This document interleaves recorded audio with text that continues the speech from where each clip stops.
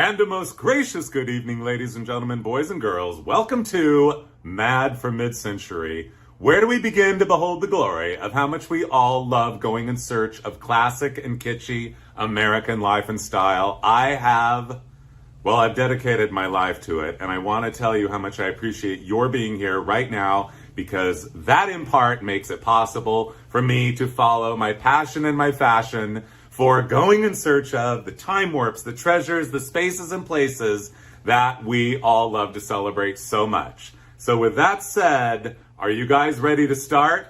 Yes, you are. Alrighty, here's my clicker and we are ready to go.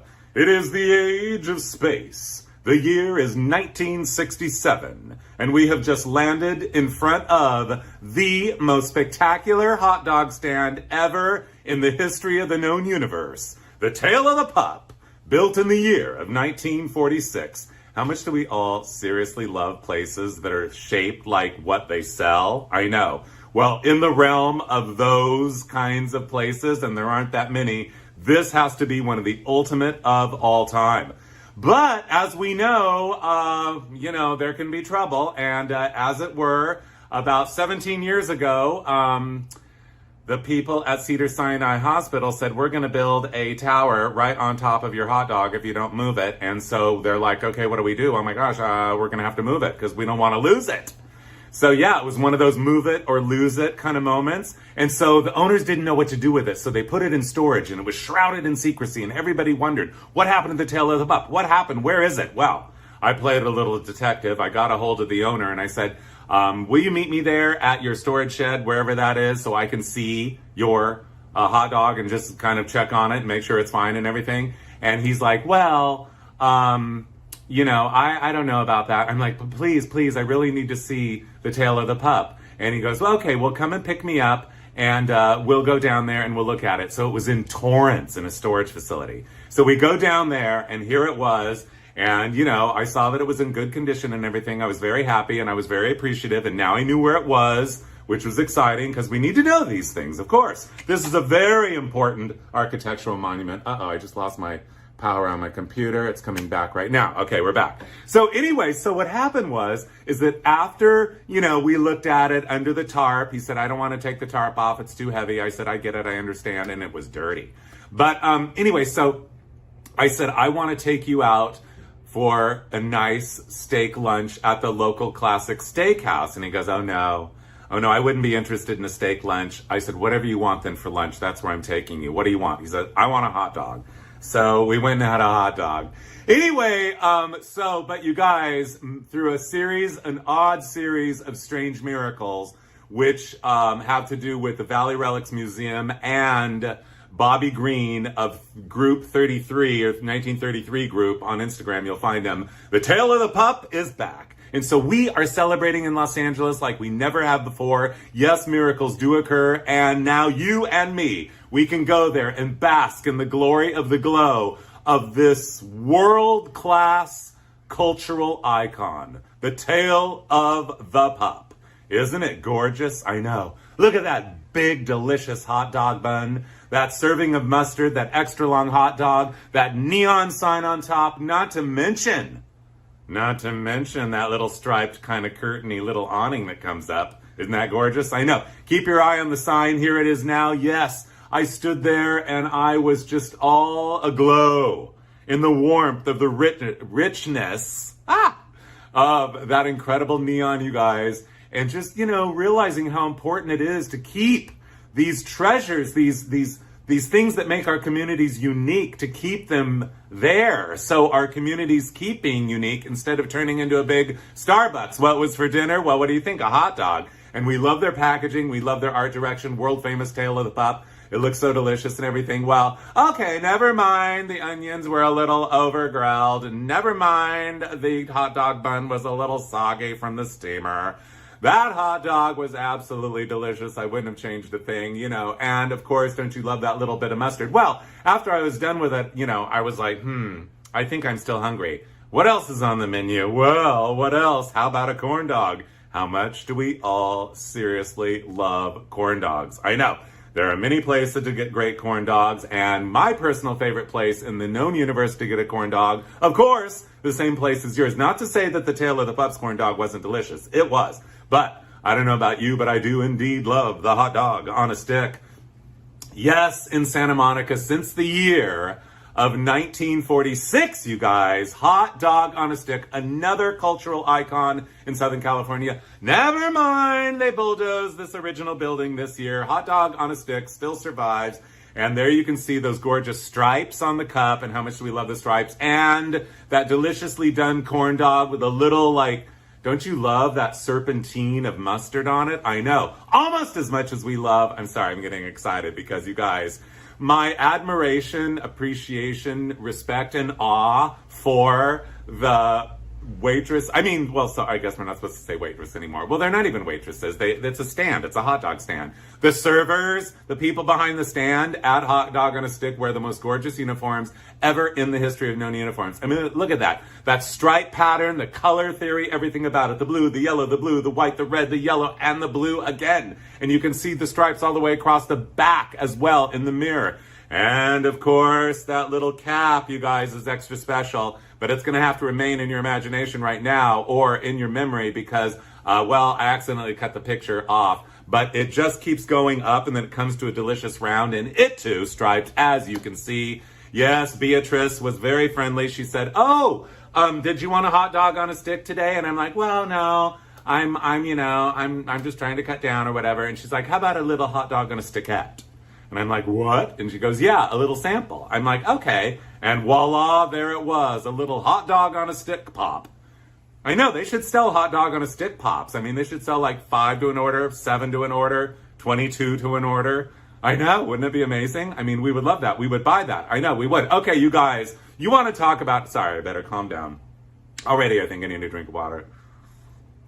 Where do we begin to behold the glory of how much we love, like, okay, you guys, Johnny's Pastrami in West Los Angeles has been serving since 1956. It is one of the absolute most perfectly intact mid-century food stand slash diners in all of the Western Hemisphere. Yes, first of all, I mean, there's one little kind of, it's, well, the center building there that you can see, well, the little building in the middle is the 3 sides of glass box. It was originally built in 1952 as an automotive showroom, a very tiny automotive showroom, but in 56 it was transformed into a little diner. Then they built a patio on the north side, the covered one, and a patio on the south side, the uncovered patio. And you can see those tilted lamps that come out there like that with those big glass bulbs. I mean, aren't they gorgeous? Not to mention the rock work, the fence work, the garden. So this is a whole combination of elements coming together. You know, food stand, diner, slash signage, slash gardening, slash everything wonderful. I know. And yes, you're right. That sign is ready for its close-up. Indeed it is. Look how gorgeous it is. I love the shape of it. I love the feeling of it. I love the color theory of it. I love the fonts of it. I love everything about it. Johnny's French dip. Okay, great. I can't even speak. Johnny's French dip pastrami, hot dogs, hamburgers, and parking. And by the way, don't forget 2 crowning touches on this. That little star above Johnny's eye. I mean, I know, it's like more like a crown. And how about that little hanging on neon arrow down below? Yeah, I know. Very, very special, very rare, as is inside the little diner. I typically sit outside, but occasionally I have sat at the counter inside, and there are little tables too. I mean, you guys, this place is so precious. A totem. How often do you see a totem tower of pieces of pie? Looks like on the top we got pecan, we got a boysenberry, we got an apple, we got a cherry, we've got another boysenberry, we've got a apricot, and could that down there below be blueberry? I don't know, maybe, but it sure all looks delicious. Everything about this place is picture perfect. Over there on the left, you guys, behind the cash register, that's the owner lady. I was going to talk to her the other day when I was there, but she was eating a giant foot-long hot dog, and I thought, I better not disturb her now. She's busy. Indeed, she was. So the tables, you guys, each one is set with its own little jukebox. I know. Not to mention that perfect stainless steel napkin dispenser. And how much do you love the brother and sister ketchup and mustard sitting there? So perfect. And the bride and groom, the salt and pepper shakers. I know. And then, it says reserved for 2. Apparently people like parties of 1 want to sit there. Well, anyway, we're not talking about parties of 1. We're talking about through that glass. Yeah, there's floor to ceiling glass walls, you guys. You see the patio. In the middle, a fire pit. At night, it is throwing a flame like 4 feet into the air. It is absolutely gorgeous. The first thing they serve you when you sit down are these big, thick, juicy sliced pickles. I don't know where they come from. Must be heaven, because they are heaven on earth. They are the perfect pickles. If ever there was a picture, I mean a perfect pickle. I almost said a picture perfect pickle, but they are that too, you guys. Aren't they gorgeous? And don't you love the sunflowers on the tablecloth too? And then before you even order, you also get this, a little paper boat. Yeah, paper boat. You don't see paper boats too much anymore, but we do love a good paper boat. Of a perfect serving of a delightful combination of ketchup, also known as tomato goop. Well, I don't know why I'm just calling it that right now. And then down the middle, a big hot stripe of spicy hot mustard. Perfect for your meal that arrives momentarily, which is this. Yes, served in a basket, a big plastic basket. And how much do you love the plastic baskets? I know I love anywhere you go that still has those big giant plastic baskets. You know the one I'm talking about. And then how much do you love the checkerboard paper that is kind of framing and just kind of like, embracing that just heap of crinkle cut French fries, fresh from the fresh from the freezer. They are frozen. Yeah, they are. Fresh from the freezer into the fryer. I don't even know what I'm saying, you guys. I better calm down. And then, oh yes, that pastrami sandwich, an icon of Los Angeles, is ready for its close-up. Look at the perfect amount of oily moisture on that bun, which causes that rich sheen. Look at that delightful toasted finish, that chewy whiteness of that white bread. Oh, that's good. And then, can we talk about the depth of soul and character of that pastrami, laced with a perfect amount of fat? So therefore, it's a flavor, taste, treat sensation that explodes in your mouth like few other taste, treat sensations that I know of, east, west, north, or south. Oh, you wanted chicken? Fine. Okay, you guys. In the realm of me collecting other people's old slides, I have to tell you, this is one of my all-time favorites. First of all, I don't know where this is. I've tried to research, but Stagecoach Inn reveals nothing. I mean, there's a million Stagecoach Inns, whatever, hotel, motel. I love it though. And then the chicken coop, you can't, So, but just the words chicken and coop together we love. Not to mention that big neon sign, sparkling letters that spell out CAFE with that neon arrow pointing right down to that fence that has I don't even know, I should have counted, but anyway, like 25 or 28 or whatever plastic chickens sitting there. And then as a dramatic centerpiece, you guys, I don't know about you, but I love those giant fiberglass chickens. I mean, they are a thrill to delight anytime you ever see them, which they're still out there and they have not changed in all these years. So whenever you see one of those giant chickens, behold the glory of a giant fiberglass chicken. But we're not talking about the Chicken Coop restaurant right now, the chickens, the neon sign, the Stagecoach Inn sign. No, we are talking about a very, very, very special 1955. Looks like it's probably a Buick Special. Yes, a Buick. There it is. What's special about this Buick Special is, the model name. It was either a Special or a Century, because those were the two smaller wheelbase Buicks of 1955, which, as I said, this is. But anyway, what's special about the car, you guys, are you noticing? The car is lipstick red with a turquoise roof. And I don't know about you, but I happen to love classic cars with very unusual color combinations. That's why I was so thrilled just last week when I was visiting Minnesota to see this gorgeous 1955 Buick Special in a showroom, and you can see there right between those big bright headlights sitting up top of that hood is a hood ornament with a big V for V8. Right down below that you can see it says Buick, and then I love the sculpt on the hood. And can we spend some time talking about the symphony that is the grille and bumper assembly? Yes, we can indeed. I know we could go on and on and on, you guys, but why don't we just cut right to the chase? And yeah, those are Dagmars.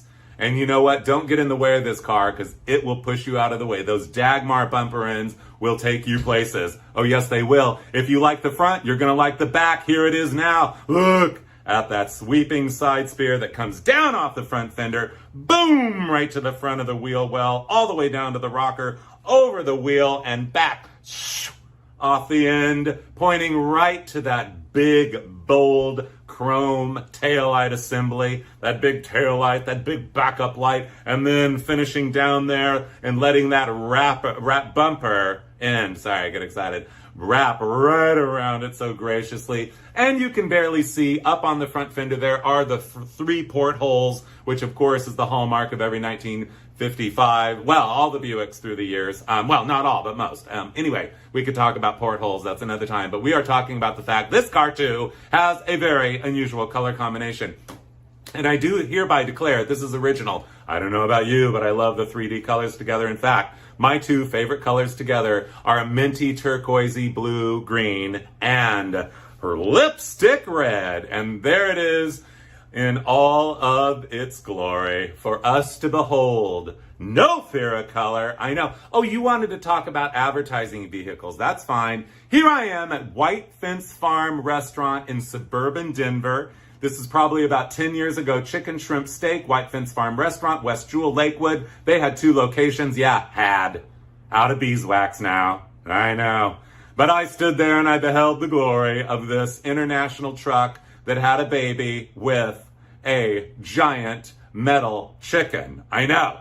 Anyway, so I asked a lot of questions about it. Nobody there seemed to know any of the answers, but I said to myself, this chicken truck is ready for its close-up. Look how gorgeous it is. Look at the expression on that eye, the expression on that coxcomb, and oh, the beak that wants to open its mouth, or the beak that wants to open and speak to you. You know, I guess chickens don't speak. No, I've never heard a chicken speak, but can you believe some birds do speak? I know. It still boggles my mind after all these years. Some birds can speak. I bet you could probably take sorry, we don't want to have chickens speaking. That would just be too creepy. But anyway, we do love whoever did the paint scheme on this, the little feathers suggested on the head and the neck and the top of the bod there, and then that very rapturous divide there where it goes to white all of a sudden. Anyway, I will tell you that I did track down, hold on, we'll get there first, but this is how this chicken originated. It was one of 9 that was built on top of a 1954 Ford truck in Wisconsin. Yes, indeed. Wait, why am I spacing on the big city in Wisconsin? I'm horrified now. Oh my God, is this early onset? That's not even funny. I'm sorry, not Madison. Okay, I'm having a senior moment, I guess. Anyway, we're not going there right now. But this is the Sperry Chicken Dinner Candy. Milwaukee! I'm so sorry, Milwaukee. I love you so much. I visited you at least 3 times, and I will be back to personally apologize for spacing out on Milwaukee. Milwaukee. I know. Anyway, so chicken dinner candy was the only candy we have now that's close to it is like a Butterfinger. So it's kind of salty and flaky and chewy. Yeah, that was the chicken dinner candy was like that. But anyway, they went out of beeswax. They did build 9 of these trucks. I found that one in Denver. I don't know where it is now, but I'm going to go back and find it. But I found one more original, and here it is in the state of Tennessee. Yes, it was. I went all the way there to see this. Resurrected, redone. Well, I mean, years ago it had been reinvented from the Sperry Chicken Dinner Candy Truck to Bob's Chicken Dinner. And I love it. It says, follow me to Bob's Silver Skillet Chicken. That's what it says on the back door, which this was like an early food truck. They used to serve out of the butt. They used to serve fried chicken, you guys. But look at it, how gorgeous it is. I know, I mean, where do we begin? This is Americana, you guys. Don't you love the shape of the tail? That sculpt. Who welded that? I think they need a talking to. They need an award. This is amazing. Okay, speaking of amazing, okay, we are not going to talk about advertising vehicles without addressing the greatest advertising vehicle of all time. Yes, ladies and gentlemen, it is indeed the Oscar Mayer Wienermobile. The original one is from about 1934. This was the 1951 version. I'm not sure how many they built in 1951, but this is the sole survivor of the 1951 Wienermobiles. Yes, it is on perfect display in exquisite, brand new condition at the one, the only. How much do we all love the Henry Ford Museum, you guys? Have you ever been there? I know. Anyway, don't you love that wraparound window in the cockpit? I know. And how much you loving, oh, I know. Can you believe those taillights? Where do we begin? How would you like to show up? I almost said throw up to the party. No, show up, not throw up. Show up to the party in this. Yes, you would. I sure would. I have had the privilege and the pleasure of riding on the newer Wienermobile, I think. Wait, three times. Anyway, so yeah, yellow band wieners. So Oscar Mayer started in Chicago, and of course, Oscar Mayer, where do we begin? I mean, we could sing the song, we could go on and on and on, but right now we need a moment of silence. Yes, ladies and gentlemen, it was just a few weeks ago. The word came down that the iconic, legendary landmark Parquet Drive-In Restaurant in Lexington, Kentucky has closed. Yes, for 70 years. From 1952 to 2022, the Parquet Drive-In served chicken, shrimp, and fish in boxes. I know. And what a glory to behold it is.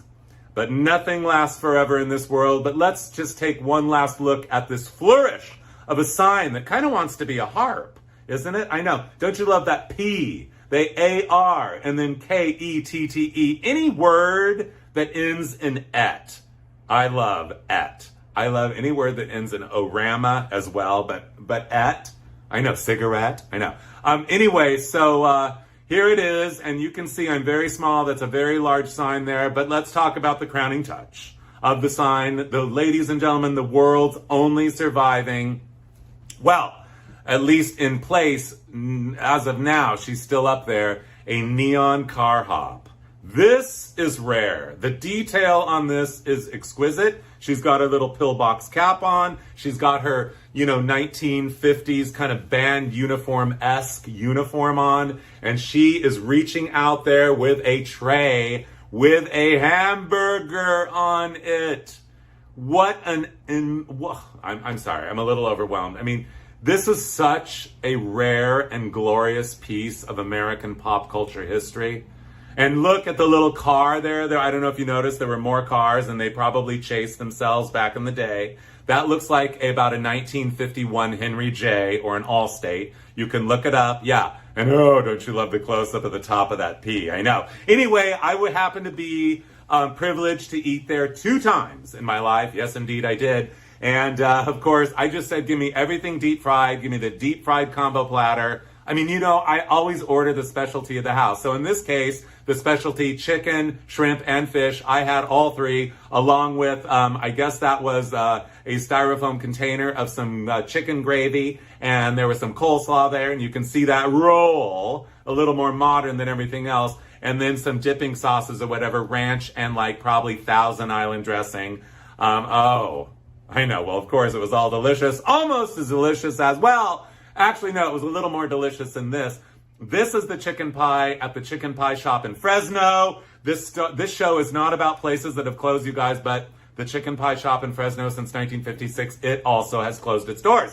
I mean, the thing is, the restaurant models, you guys, are changing so much now, and especially with, So if you have a vintage restaurant in your area that you love, I suggest that you go there as often as possible, because we're never going to have the privilege and the pleasure of enjoying a chicken pie from the chicken pie shop in Fresno. By the way, I never call Fresno, California, Fresno, always Fres Yes. But we're not talking about Fres Yes or No right now. We are talking about the chicken pie. But first, let's talk about, how about the perfect chop on that coleslaw, you guys? That perfect machine chop. And those few shreds so artistically placed of carrot. Not to mention just one little accent like a cherry on top, but over on the side of a rich, glorious, gorgeous, purple red cabbage. I don't know why they call it red cabbage when it's purple, darn it. Anyway, but now we're talking about, yes, the gravy, and the chicken pie. I will never forget, I took this chicken pie. I guess I don't order chicken pies that much, but when I go to a chicken pie shop, I order a chicken pie. But anyway, I broke it apart with my fork and my knife or whatever, just to kind of look inside. And I'll be darned anyway, I swear this is true. It was, no wonder they went out of business. It was a big pool of gravy and I'll be darned anyway, one shred of white chicken meat inside. Of course, I ate every bite of it. It was absolutely delicious. On the wall, we're not talking about on the wall yet. Can we talk about the divinity of that coat rack? Look at those perfectly shaped, perfectly bent, like, hooks to hook your coat on. Gold tips and everything. This is civilization. That's what I'm talking about. Oh! And where do we begin? Don't you love that perfect, like the Formica tabletops, you guys? That perfect kind of like, warm Formica. I mean, Formica can be warm, and that is. And then, you didn't think we were not going to discuss the most gorgeous booths I've ever seen. Biscuit and button. That's what that pattern is called, you guys. Biscuit and button. Absolutely gorgeous. I love it so much.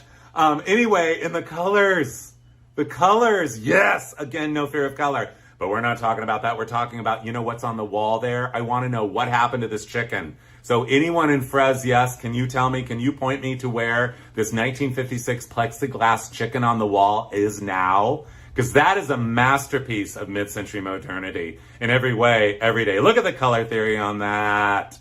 Where do we begin? That gorgeous, rich, orangey red, the turquoise around the eye, the yellow, the black, the rust color, the orange feet, and that big plumage of teal and black. Isn't that gorgeous? I know. But you know what's weird, you guys, is that I look at this stuff and I basically, for what I wish to have, I have a photographic memory. So I saw that chicken. I never forgot it. I took this picture and then I was going through old slides. This is the exact same artwork, you guys. So I don't know which came first, the chicken on the placemat or the chicken on the wall. But look at that chicken right there.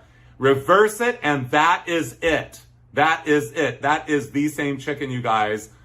I mean, where are these placemats now? They don't look too thrilled with these placemats. And why isn't she wearing white? I don't want to get into the details of their relationship or past relationships, because we're not talking about that right now. We're talking about where would be the perfect place for this lovely couple to spend their honeymoon. I don't know about you, but I love everywhere I go, every city I go, I'm looking through the layers of time in search of all of, what makes the city unique in every way. And in Salt Lake City, I found this place, the Allstar Travel Motor Hotel. Well, that might be a stretch. It looks like it was built in the 1950s. And what's special about it, here is a 1950s postcard, you guys. It says, it used to be called, what's that say? It's hard for me to see up so close. Fromey's Motor Lodge. Yeah, Fromey's Motor Lodge. By the way, I think I better, oh dear. Thank you. Don't you love bandanas, you guys? Don't you love bandanas? I know. Sometimes I tie them around my neck or whatever, and, try to be stylish. But anyway, oh dear. The door kind of just slammed. But we're not talking about the door just slamming or bandanas. We're talking about, I love a folk art environment anywhere, any day. And this is one, first of all, the sign. and we'll get a little more into that later. Look at the view of Utah there, you guys, the natural wonders of Utah, that big gorgeous swimming pool, and there's a little gingerbread house there on the left. There's people peeking over the fence, there's figurines, there's mushrooms, there's bears. I mean, this place is a glory to behold. I don't know exactly what year it was built, but I'm going to find out. And here it is now. That's why I said those people could go there. I love it says, try our honeymoon suite, you guys. I mean, this is not, at this point, not the most savory of first choices for a honeymoon destination, I'm not thinking. But where do we begin to behold the glory of how much we love? Well, that color TV sign, first of all, not to mention this. The billboard, you guys. Yes, the Allstar Travel Motor Lodge for your year-round pleasure. I mean, this has endured all of these decades, you guys. I love time warps. I love things that have not changed. I mean, it's just, you know, against all odds. Look at the beautiful artwork, this folk art, you guys. Not the background, the cottage, and then that swimming pool. I mean, it's so bizarre. And then those like old men, they're like, I don't want to call them Snow White and Seven Dwarfs. There's only 3 of them, but they're, you know, kind of old worldy, kind of gnomey, kind of elfy. And then the 3 bears that don't even seem to know those guys are there. I mean, this is just so bizarre, so whimsical, so wonderful. Well, anyway, never mind the fact that the little poolette is no longer filled, but you can get a little, well, there's a little turtle on the left there, a little mushroom. I mean, this place is hanging on.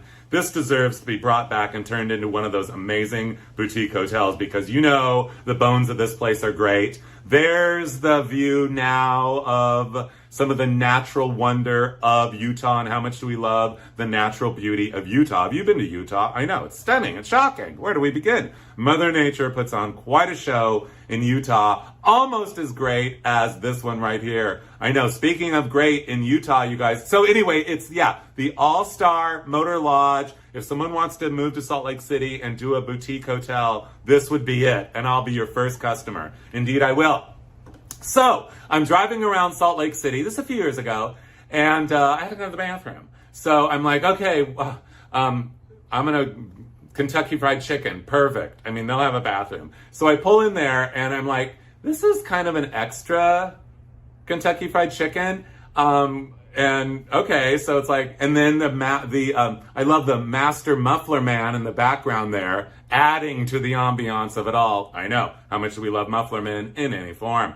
But anyway, we're talking about the Harmon Cafe. So I pull up, I park the car, and what's there to greet me? The 2 official greeters, Mr. Harmon, Pete Harmon, who was the first franchisee of Kentucky Fried Chicken and in Salt Lake City. I know, who knew? And there is the Colonel himself and one of those iconic big giant buckets in the air. Where do we begin to behold the glory of how much we love a big giant bucket of fried chicken in the air? I mean, floating on a stick, going around and round and round. I know. One of the great pleasures of life. Although there aren't that many of them left anymore. But anyway, I want to show you, like, this is like the late 50s or mid 50s version of the Harmon Cafe, the original franchisee of Kentucky Fried Chicken. First of all, I just love the way okay, I better calm down. The way Kentucky is spelled out there. I love fried chicken standing up there on top of the building. Don't you love anytime you see the words fried and chicken together? How about fried and anything together, especially chicken, I know. And of course, the glass walls, that flagstone planter across the front, the post box, the stop sign, the fire hydrant, but we're not talking about that. We're talking about the Harmon Cafe signage and that big giant neon Colonel Sanders. Where do we begin to behold the glory? And I don't know if you noticed, but it's kind of odd that Colonel Sanders' shoulder is holding up the power lines. Yeah, they're going right through. There is a close-up right there. I don't know why. I don't know who permitted this. It's very unusual, but we're not talking about power lines going over Colonel Sanders. Look at the detail on him. Where do we begin to behold the glory of how much we love a giant neon Colonel Sanders? Colonel Harlan Sanders lived from 1890 to 1980. And I have to say, you know, of all the people on the planet, his likeness, he is the most famous person. His likeness is more famous than anyone born before 1900 other than Jesus Christ. That's true. Think about it. Anyway, don't you love where it says featuring Colonel Sanders' recipe? That Kentucky Fried Chicken, just that fontage, or do you just say font? The font. Oh, inside the restaurant, you guys, is basically it's a museum. Yeah, the Harmon Cafe in Salt Lake City. It is a museum. It is a shrine to Kentucky Fried Chicken and Colonel Sanders. And on the wall, I saw this picture, and another location. Harmon's has more Kentucky Fried Chicken locations than any other franchisee in the world. And to this day, they're still in business. Of course, neither one of these two restaurants still stand, but if they did, we would be there right now, especially at this one. Have you ever seen, again, I love the little body, forced perspective, and the big head up there, that signboard in all of its glory. I love the Colonel Sanders font. I love the Kentucky Fried font. America's served in... I thought it said America's Sweetheart. Well, he's kind of that too, I know. But anyway, and look, the building is decorated with half boxes and half buckets going all the way around. So I called up the main office of Harmon Cafe in Salt Lake City, and I said, is there anybody there that can talk to me about the history of Colonel Sanders? And they're like, yeah, there's this one old timer there, and he'll talk to you. So he said the only way the bucket got started in the first place was at the main location there in Salt Lake City. Here's what happened. They said they ordered drink cups, and the company sent big buckets instead of drink cups in one of the boxes. And one of the employees opened it up in front of everybody and waiting in line and went, oh, this isn't a drink cup. And some guy in line, according to legend, said, fill that up with chicken. That's how much chicken I want. And the bucket was born. Where do we begin to behold the glory of that? I know. Also on the wall, a vintage menu. And how much do we all seriously love vintage menus? Oh, I know. I love vintage menus so much. A la carte menu. Oh, not just any old menu. The double header burger, Kentucky Fried Chicken, the two superstars. And then I love all of they're kind of pictures / illustrations. The burger, the sandwich, the pie, the other pie, those peas down below coming up the other side, more peas, French fries. And I guess that's fried shrimp there. And then I'm not sure, that must be fried chicken. And then up at the top, we know that's fried chicken with mashed potatoes and corn. How much more American can you get than that? And then, of course, Colonel Sanders. And he has a cane over his forearm there, like he's holding on to the menu so he doesn't need it right now. But anyway, I love Colonel Sanders so much. And here is a picture on the wall there at the Harmon Cafe of Pete Harmon and the guy, Colonel Sanders himself, in what I call a wave chair. I used to have that chair. But anyway, I wish I still did. But Colonel Sanders is like either passed out or taking a nap, I'm not sure. But Pete Harmon is just staring at him all lovingly and everything. Just think, if they would have gotten married, it would have been Harlan Harmon, because Colonel Sanders, his first name is actually Harlan. Also, did you know right now, Colonel Sanders' home in Kentucky is for sale? I just found that out moments before I went live, and so I'm going to research it later. But, and by the way, the bullet planner in the background, how much do we love bullet planners? If you love bullet planners and you want one, which you should, because they add style and class to any decor, because they're timeless classics. The best place to get them is hiphaven.com. We're not talking about hiphaven.com anymore, but yeah, you'll love hiphaven.com. Hiphaven.com.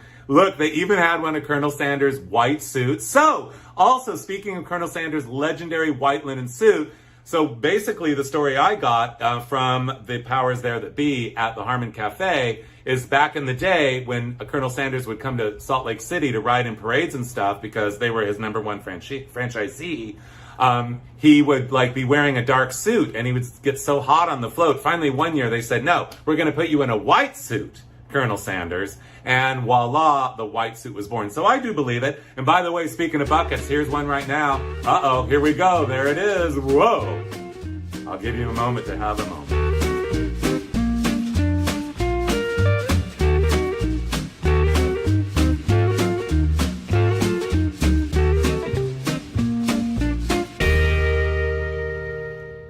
So I know the fried chicken dinner bucket.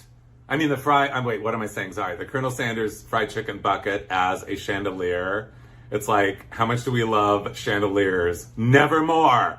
than when they're 5 glass Colonel Sanders fried chicken buckets. I know. Speaking of Utah, I didn't know this whole show was going to be about Utah. No, it's not. But I had to show you this, the Dinaville Motel. Where do we begin to behold the glory of how much we love this? Built in the city of Vernal, Utah in the year of 1949. It is absolutely precious. One of the most spectacular and unusual motel signs ever in the history of the known universe, because the post is disguised as a giant pink dinosaur winking at you, and that tail. I know. So the good news is, though, you guys, is decades ago when the motel, the Dinaville Motel, went out of business, the people, the fine folks in the city of Vernal, Utah, decided that they needed to save that big giant dinosaur, and indeed they did. And now the big giant pink dinosaur is the official greeter of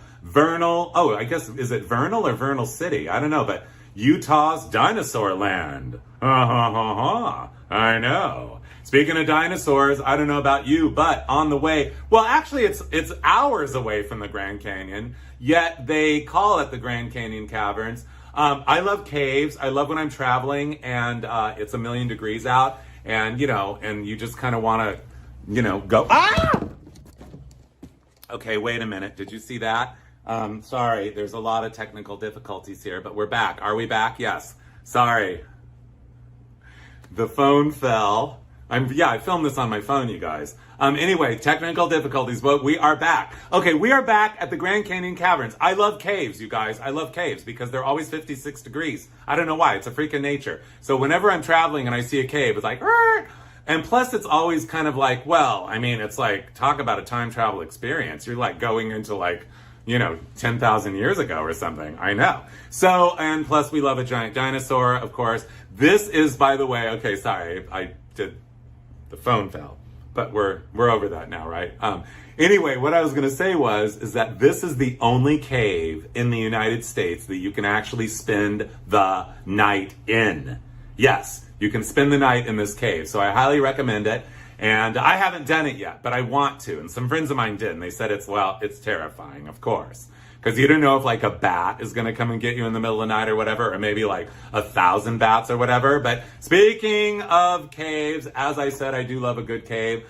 This is a cave, I don't know which cave, but we love stalactites and stalagmites and every other oddball, unusual, freak of nature formation that is down there in whatever cave you're in, and whatever else the little oddity is. Every little cave or a big cave has an oddity. I love the 2 young ladies there, one with a very reflective hair clip, turquoise sweater, gray flannel skirt, the other in a darker, more muted tone of a woolen skirt, and a very pleasant, cool shade of pink for a sweater. Not to mention the fact the tour guide is wearing a very nice jacket with some sort of a band identification, and a very nice pant that is a very wide leg, which flatters that white buck. And how much do we love a classic white buck shoe, you guys? You cannot go wrong. Gentlemen, ladies too. A white buck shoe. There's something very special and very powerful. I love a good white buck, I do. Yes, I do. This white buck is one of my favorite buildings in the Western Hemisphere that I've ever seen. Yes, this is architecture. Bakersfield, California. We are celebrating 75 years of the big shoe repair. And yeah, you heard me. Bakersfield, California, which, by the way, we might as well get it out in the open, is a treasure trove of all kinds of vintage signage and restaurants and spaces and places. And this is one of the ultimate. Oh, you didn't want to talk about Bakersfield anymore. Fine, we'll save that for another show. We will, because there's a lot there. But we're going to talk about, you wanted to go, caves. So, this is about 10, 12 years ago. I was visiting friends. I was staying in Atlanta, but I had to go visit friends in Knoxville. So I sped up there, and then the next day on the way back home, I'm driving down the highway, and I saw this sign that said, Lost Sea, 5 miles. Lost Sea, 3 miles. Lost Sea, 2 miles. Lost Sea, 1.5 miles. Lost Sea, 1 mile. Lost Sea, 3/4. All these billboards. Finally, Lost Sea, turn here. So I'm like, I mean, I was like, what is the Lost Sea? So I get there, and turns out it's the world's largest underground, second largest underground body of water in the world. Like, there's a lake underground. So you enter by going through this giant yellow tunnel, and it takes you down there. And the reason I'm pouting here is because, well, this is actually the second time I was there, but I didn't get to go in because they were closed. I hate when you get there on a road trip, and it's like 5 minutes before, and they're like, no, I'm sorry, we're closed. It's like, oh no. But thing is, it's always great to have something to look forward to.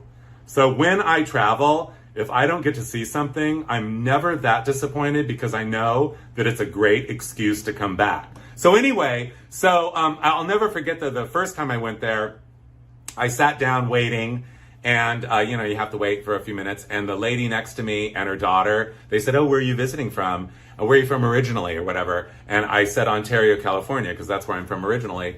And they said, oh, we're visiting from Ontario, California. I'll be. And then here comes the tour guide, and he said, hi, I'm whoever, your tour guide, originally from Ontario, California. And so it was an Ontario, California moment. Whoa, I know.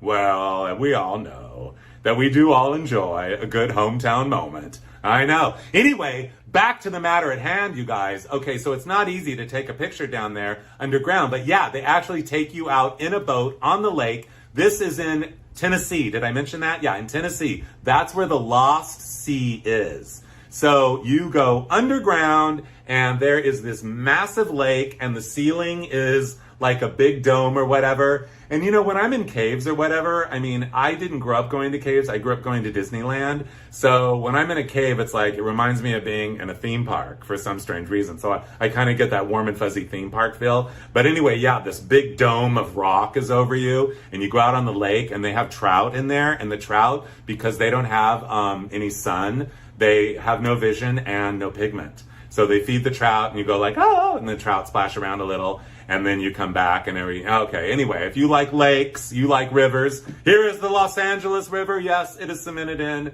It's a long story. It's flood control. But we're not talking about flood control. We're not talking about rivers right now. We are talking about drive-in movie theaters. Where do we begin to behold the glory of how much we all seriously love drive-in movie theaters, you guys? I know, this is the Victory Drive-In, by the way, in, I'm pretty sure it was in North Hollywood, but it's long gone now. But anyway, I just love that fan shape of all that asphalt and everything, and just inviting all those cars in at night. Anyway, what I was going to say is that drive-in movie theaters started in New Jersey in the year of 1933. So we did not invent the drive-in movie theater in Southern California, but we certainly did perfect it. This is not a drive-in in California. This is in Dallas, Texas.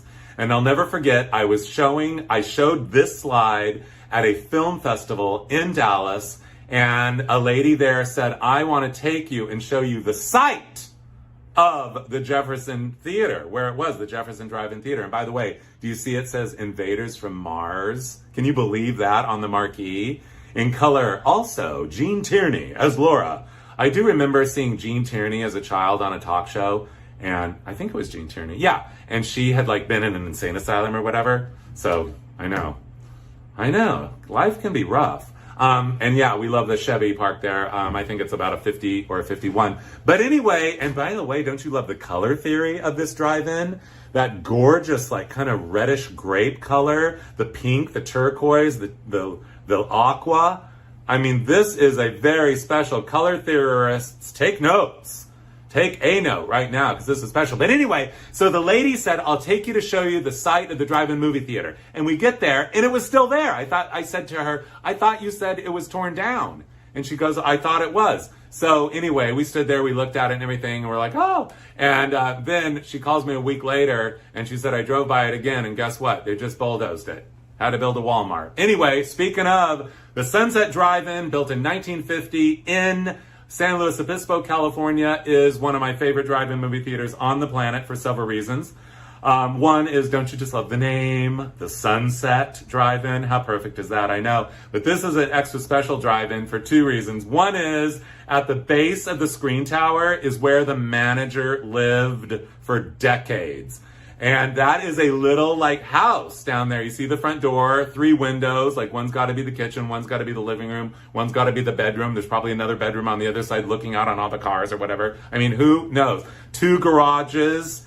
Is that precious or what? I could live there. And the reason I know all this is because this is the guy that grew up in that house. His name is Larry Rodkey. He still manages, probably owns, the theater there in San Luis Obispo, the Sunset. And I don't know about you, but anyway, I just want to say 2 things. One, Larry Rodkey, you are a hero to us. I mean, what a life growing up in, living in the Screen Tower house, the house in the Screen Tower. I mean, that's all kinds of genius right there. That's all kinds of stories right there. I mean, I wish I knew more, but there he is. Also, don't you love just that, the personality of this building, just kind of the way it like spans out? Those beams in white, that window framed in white, the yellow, the red trim, and so you don't miss it. Again, good color theory is so important in this world. That blue against the yellow, the trash can, so you don't miss it. Speaking of you don't miss it, you're not going to miss this in Oklahoma City. Oh, no, you're not. It is the Winchester Drive-In,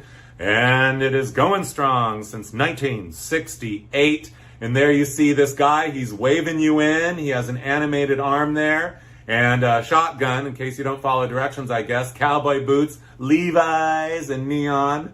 And I love the fonts. I love whoever wrote Winchester. Just like, let's just do this. I mean, it's like the free-formness of it, the honesty of it, the beauty of it, the glow of it, the richness of it, the landmark of it.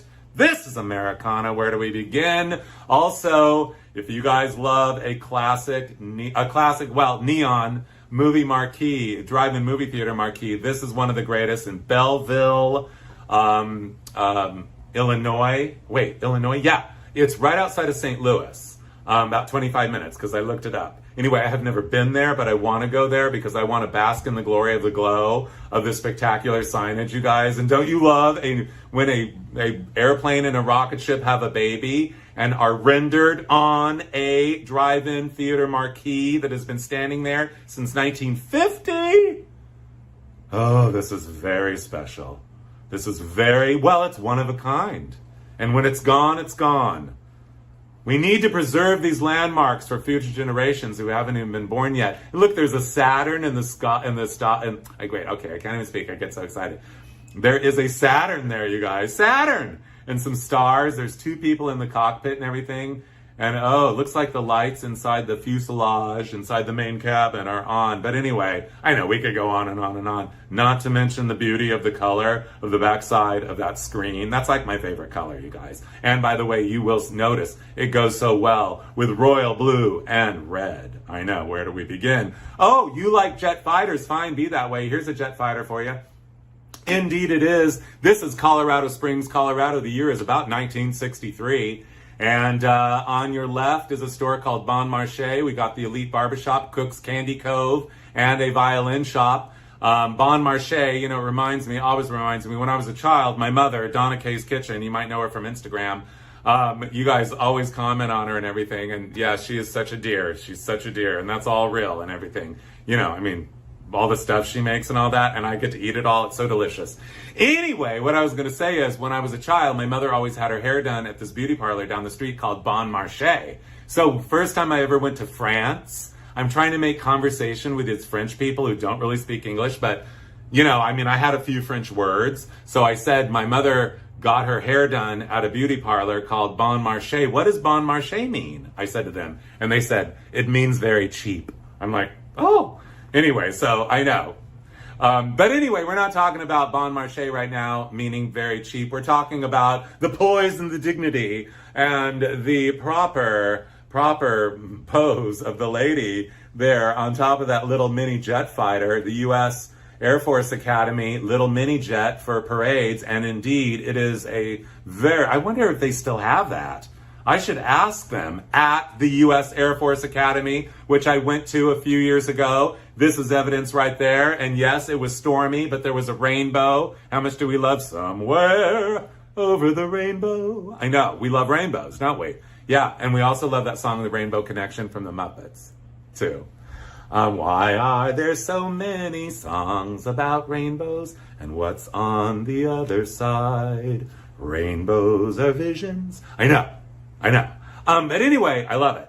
I love singing too. But anyway, so you guys, I have to tell you, when I went to the U.S. Air Force Academy, I mean, it's open to tourists or whatever, and I was a tourist. It's the only place I ever had a gun pulled on me. So basically what happened, I mean, it was all in innocence and everything. Well, not really 100%, but I went up to the gate to go in, and for some reason, I don't even know how or why, apparently it was the wrong gate. So they said, why are you here at this gate? I'm like, I'm here to get in. They're like, this isn't the right gate. Where? Show me your ID. So I showed them my ID. I put it back in my wallet. And they said, you're going to have to go around to the other entrance. Well, when I put it back in my wallet fell under the seat of the car. So by the time I got around to the other entrance, well, maybe that entrance was just closed or something. Anyway, when I got around to the other entrance, they said, yes, show us your ID. And I had to reach under the seat. And no sooner did I reach under the seat than I get this. I'm like, just reaching under the seat for my wallet. I mean, I know. So anyway, I went in there and I was calm and collected, but I know, it's kind of scary. Speaking of, so you guys, the U.S. Air Force Academy is one of the great campuses of the mid-century modern style in the known universe. Here it is in 1963, and you can see the exquisite display of post and beam architecture, which is timeless classic to this day, and not to mention the little family here, Mommy, Missy, and Junior. I guess Junior is going to be attending the U.S. Air Force Academy. I love Junior's little outfit and everything, kind of Mr. Rogers meets Michael Jackson. I mean, it's like the white socks are kind of Michael Jackson, the cardigan. Does anybody wear a cardigan anymore, you guys? I mean, we need to start wearing cardigans, especially with a white shirt and a black tie over a black pant, white sock, and a black shoe. This is a timeless classic look anywhere in the world. This is special. The little girl is copping a little bit of an attitude in that gorgeous yet very traditional thick wool Melton coat of wool. And don't you love the knee socks, you guys? Those are kind of sassy and classy. And her little T-strap Mary Jane shoe, the red headband, the crowning touch, and mother is delightfully adorned in a very beautiful, very rich, very perfect Jackie Kennedy era wool coat with a mink collar, brown mink collar, a perfect pump, a perfect purse to match, and gloves. She's wearing a white glove. Anyway, I'm sure they're there to see the crowning touch, the centerpiece, and the cherry on top of the U.S. Air Force Academy, which would be this. Indeed, it is the U.S. Air Force Academy, built in the year of 1963. It is absolutely, in no uncertain terms, one of the greatest mid-century modern buildings in the universe. We might as well just get it out in the open. It does not seek fame. It does not seek publicity. So we have to seek it. But look at it. It's like it looks like 17 jet fighters and a very major origami project had a baby, doesn't it? I know. Absolutely glorious in every way, every day. Exquisite. Yeah, exquisite in every space, age, detail. We could go on and on and on. We could look at it longer, but I fear hypnotization. I do. Yeah, because look at it. I know. It's like it's too much for human eyes. It's too much. And, I went inside, and by the way, it was storming that day. And the big legend of the U.S. Air Force Academy Chapel is that it leaks. Well, there were buckets all over. It was raining outside, and it was plop, drip, drip, drip, drip, drip, drip, all over the place. I kind of felt bad. But anyway, the other thing is, you guys, I attempted to take a photo in there, but no. There are some places in this world, some spaces in this world that are not photographable. They're just, you have to be there. No camera can capture the glory, the glow, the essence, the energy, the spatial. And this is one of them. So I'll leave you with that. Okay, you want to talk about outer space age? Here's some outer space age for you. So I was driving home from San Francisco, and these friends of mine said, you got to stop at this coffee shop called the Apricot Tree. Well, okay, the Apricot Tree is no longer there, but Anyway, and it was in its last days when I was there, but they said you got to go there because they have a lunchbox, collection. And so anyway, the Star Trek, and you know, I'll admit, you guys, I mean, I love Star Trek. I have never been a regular watcher of it, and I don't really know that much about it, even, I mean, other than, of course, it's like one of the most iconic television series of all time. I also know that Lucille Ball is the one who basically got it off the ground. It was her baby. When she was the sole owner of Desilu in 1965, she is the one that financed and green-lighted Star Trek. If we didn't have Lucy, we would never have Star Trek. So anyway, don't you love that? Speaking of Star Trek, so I was in Lake George, New York, and these people said to me, an hour away is the Star Trek set experience. Well, I said, let's go. So we go there, and what it is this guy who happens to be an Elvis impersonator, but has nothing to do with the Star Trek set experience, got the actual blueprints of the set that was made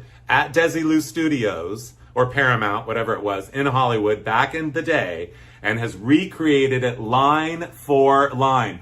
As I said, I'm not super familiar with the show exactly, but yeah, I know all the characters and everything. But, one day I will watch it. As a matter of fact, I did watch it. Summer of '83. It was on every night at midnight, and I used to watch it then, but that was a long time ago. So I guess this is the Scotty Beam Me Up area. I'm not sure. Wait, Scotty Beam Me Up? That is from there, isn't it? Yeah. Anyway, this place is amazing. The detail is again, a word that I didn't think I was going to be able to use as often as I am. Exquisite. The color theory, the lighting. I mean, I don't know about you, but I love all those colors of all those doors and everything. The orange trim, where do we begin?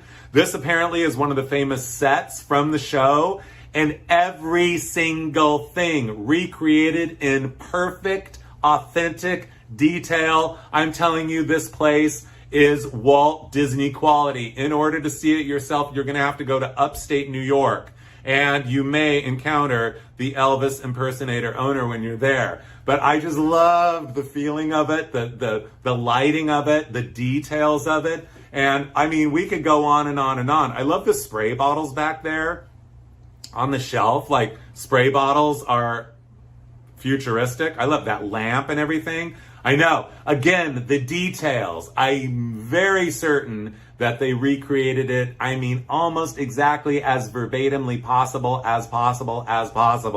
because it is absolutely incredible. And don't you love that? I'm not an expert on that type of iconography or whatever, but that little, I'm pretty sure it's like, looks Central American to me. That little figurine, isn't he amazing? I know. Not to mention the books, the speaker, that grill, those little knobby dotty things down there, and the plant. You like the plants? Here is, again, the futurism. I mean, the detail, these exotic plants or whatever. I mean, who knew? I don't know. I mean, these are exact reproductions of what was in the actual show. Again, the detail, the color theory, that orange, that red, that yellow, like ketchup and mustard, powder blue, pale blue, almond, cocoa, battleship gray, and charcoal, surrounded in a frame of black.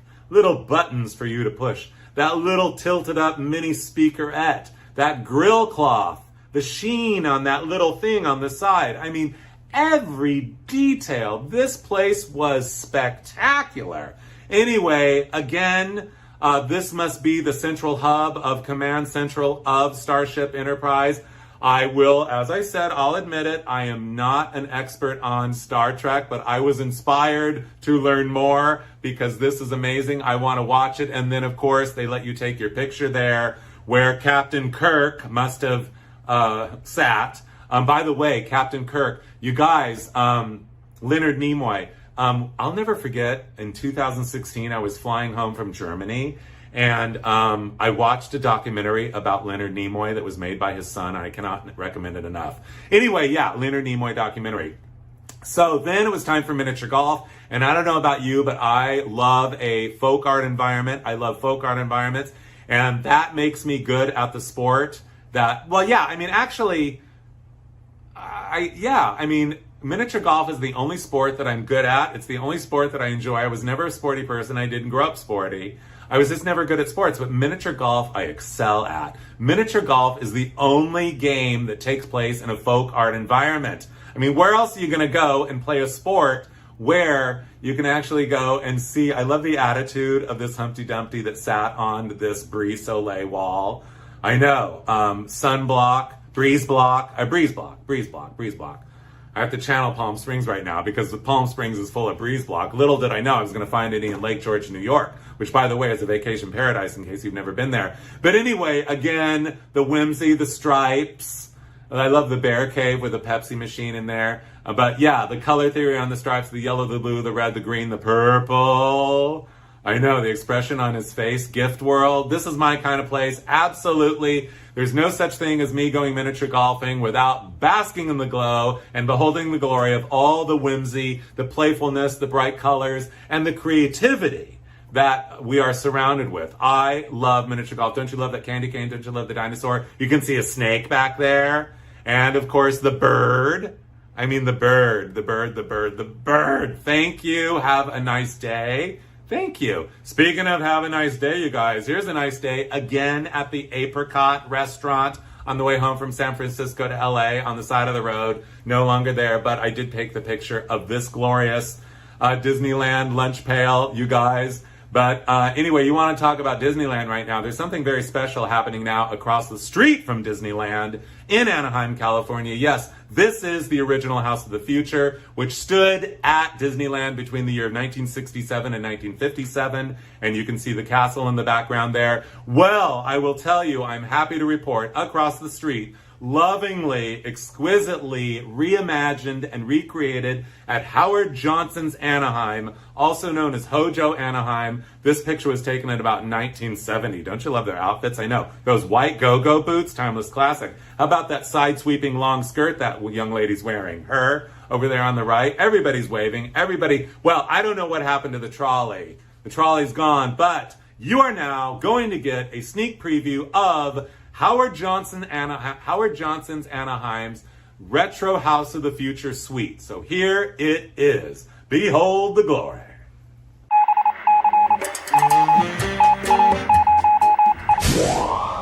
Hi, I'm Charles Phoenix. We are the luckiest people in the world right now because we are getting a sneak preview of Hojo Anaheim's, that's Howard Johnson's Anaheim's, House of the Retro Future Suite, a tribute to Disneyland's iconic House of the Future. First of all, how much do you love this room divider? I know. Pure mid-century modern magic, as is this, the classic dining room table, just as it appeared in the original House of the Future Suite. How much do you love these Eames chairs? The Eiffel Tower base, timeless classic, just as it was in the original. The dining room table has this lazy Susan, and I know you are spellbound, hypnotized, and mesmerized by this gorgeous light fixture, a trio of bikini lamps, pure outer space age magic with the little holes and everything. I know, they really cast a spell, as does this. A loving tribute recreation piece, a peacock. I love the way it's framed and everything too. It is exactly as the one was in the original House of the Future. I love the color blocking on this console here, very mid-century modern. A little nod to the history of Howard Johnson's with the classic Howard Johnson's turquoise, orange, and white color scheme. This lamp is very mid-century modern, isn't it? Very sophisticated. Also, this curved sofa and this one over here are absolute icons of the original House of the Future. Very warm and inviting, and when you sit here, you feel like you've traveled into the stratosphere of this shag painting on the wall. Again, a tribute to the original House of the Future. I love everything about it, including the view of the space people, the Tomorrowland people over here, the family having fun, and of course the view of the Matterhorn and the monorail. Also, you guys, we gotta talk about this pole lamp, because not only is it the most beautiful pole lamp I have ever seen, seriously, not joking around, it is a perfect replica of the pole lamp that was in the original House of the Future. We have a swivel chair here. We love a swivel chair. Speaking of swivel chairs, this is the chair that's the real miracle in the house, because this is a rare find. And exactly the same chair that was in the original House of the Future. And it is the perfect place for you to sit and have a good time and work on your computer right here as you command the room, all aglow from this fixture here. Again, the exact fixture that was in the original House of the Future. I cannot tell you how impressed I am by the quality of this build, the level of detail, and the exquisite divine design in every way. Another one of the most important features of the House of the Future was their giant screen television, you guys. And this shape, the frame shape, is an homage to that. And on the monitor, of course, what do you get but classic pictures of Disneyland's House of the Future. Oh, look! Whose book is that on the coffee table? Uh-huh. And also on the coffee table, we have the push button remote, you guys. Push buttons, push buttons, push buttons. We got that, they got that right in the House of the Future. And how about the stereo console? Again, we have color blocking paired with some blondie wood. This very luxurious, well, finish on the top here I love, and the low record player. Should we put a record on, you guys? You can. Yes, you will be playing some music. I know. Okay, the music is playing, we're having a good time, and bubble lamp, bubble lamp, bubble lamp. These bubble lamps are timeless classics, first introduced in the year 1949. You guys, did you see the wallpaper, by the way? Look at the gorgeous texture on the wallpaper. I know, I love it, love it, love it.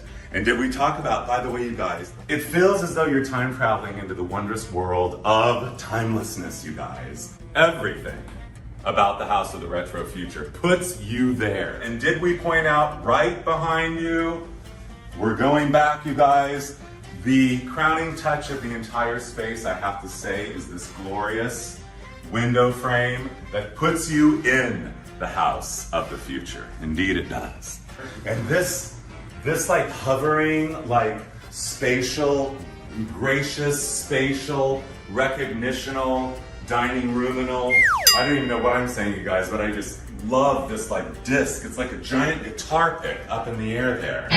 So it just gives you that sense of place and also adds to the futuristic style of the House of the Retro Future. And now we go in the bedroom suite, you guys. The bedroom suite, the bedroom suite, the bedroom suite. Very luxurious, spacious, and gracious, not to mention futuristic and optimistic. Yeah, you heard me right. Again, the shape of the window puts you there in the future. Not to mention this timeless classic Eames chair in a beautiful shade of lemon. Very comfortable. And oh, you want a little flying saucer style light fixture in turquoise as a perfect complement? You've got it! Oh, we didn't talk about this carpet, you guys. How much do you love the carpet? Oh, yes, you do. Carpet, carpet, carpet. Speaking of carpet, you're gonna get a better view of it right now when you look at the base of this chair. I just love the base of this chair. I love the whole chair, don't you? Again, the comfort. After a long day of space travel, you can sit back and relax and enjoy the view of the beautiful swimming pool here at this classic Howard Johnson property built in the year of 1965. Look at that gorgeous swimming pool. Those umbrellas, absolutely gorgeous. And again, how much do you love the globe lamp? You guys, we haven't even talked about this texture on the wall. Speaking of mid-century modernity, speaking of the House of the Retro Future, this wall takes you into the stratosphere of excitement, into the realm of it all.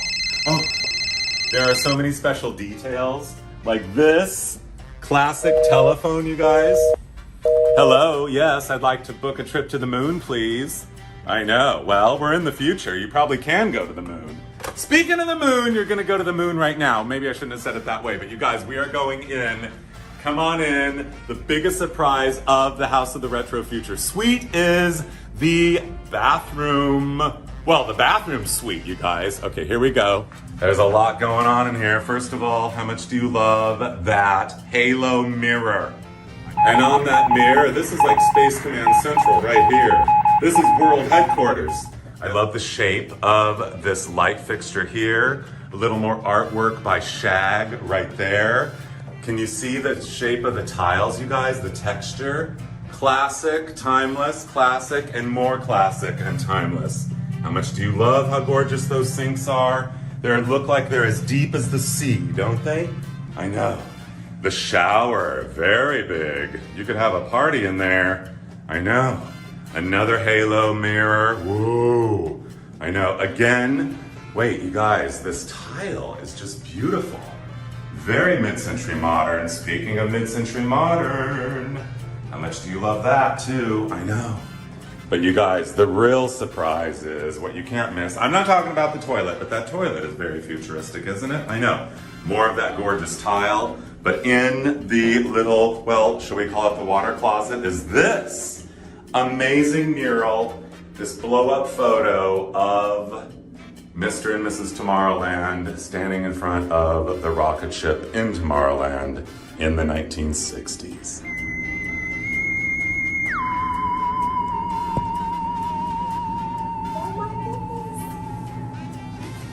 What an amazing time to pay tribute to.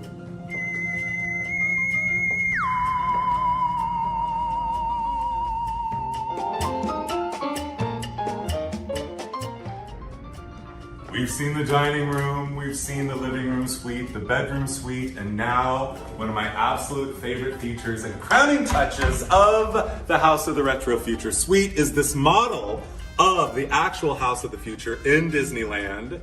So you can further appreciate the realm of the wonder of it all. Not to mention a little retro Howard Johnson's branding here with this little cup. How much do you love that, you guys? I know.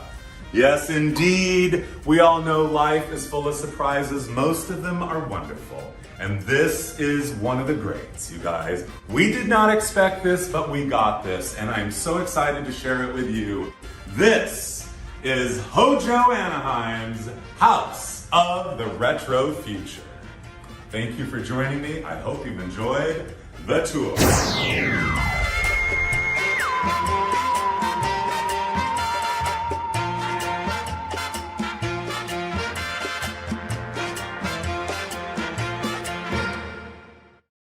And you can stay there. Howard Johnson's Anaheim is awaiting your arrival. Okay, the school lunchbox bus tour continues. Wait, this isn't a bus tour, this is a slideshow.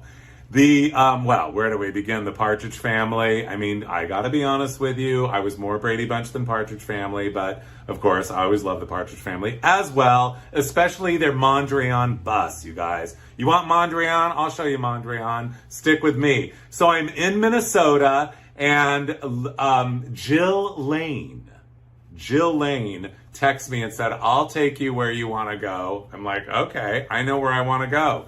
And she said, not only that, we're going in my 1951 Studebaker. I'm like, let's go. Behold the glory of this. This is indeed the Studebaker, the classic bullet nose Studebaker, introduced in the year of 1949.